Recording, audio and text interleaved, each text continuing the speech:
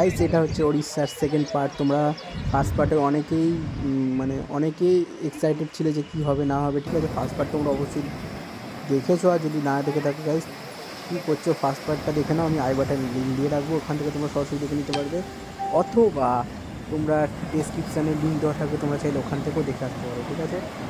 Part ওয়ানটা পুরো explore করা আছে গাইস, এটা হচ্ছে সেকেন্ড পার্ট, এবং এর আর একটা পার্ট আসবে, সেটা হচ্ছে থার্ড পার্ট। ওকে,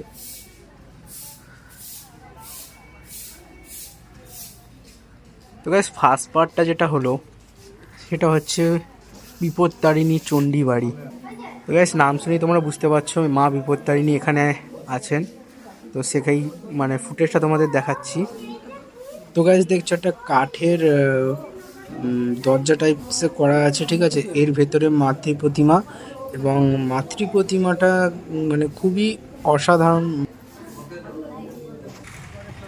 তো গাইস সেকেন্ড প্লেস যেটা আমরা কভার করতে চলেছি সেটা হচ্ছে শ্রী শ্রী ওমকারেশ্বর মন্দির।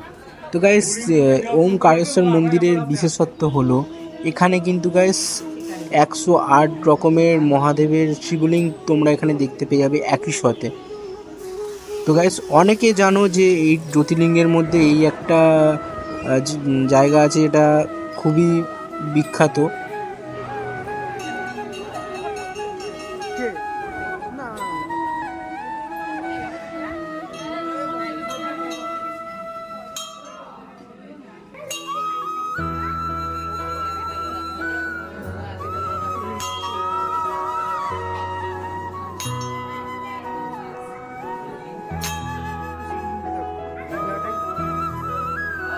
তো গাইস যেদিনকার আমরা গেছিলাম তো প্রচণ্ড ভিড় ছিল, যদি একটু ফাঁকা থাকতো তোমাদেরকে আরটু ভালো মতো এক্সপ্লোর করে দেখাতে পারতাম।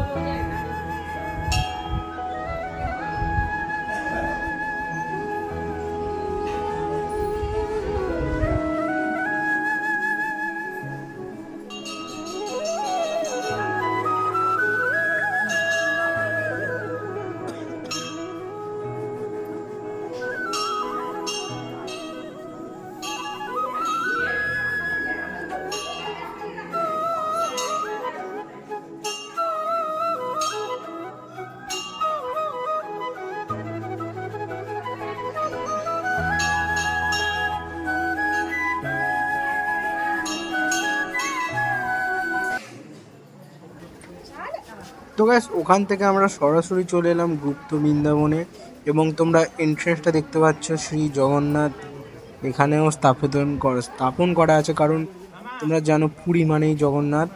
তার সাথে সাথে রাধা কৃষ্ণের একটা খুব সুন্দর একটি মূর্তি তোমরা এই সামনে দেখতেই পাচ্ছ। তো গাইস জায়গাটাকে পুরো ঘুরে দেখাবো, আর গাইস যদি ভিডিওটা ভালো লাগে তাহলে অবশ্যই একটা করে লাইক করে দিও।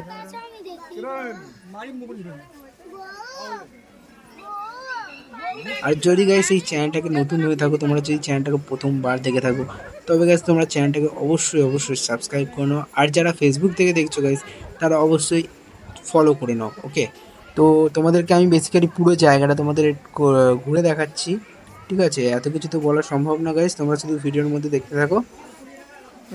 সামনে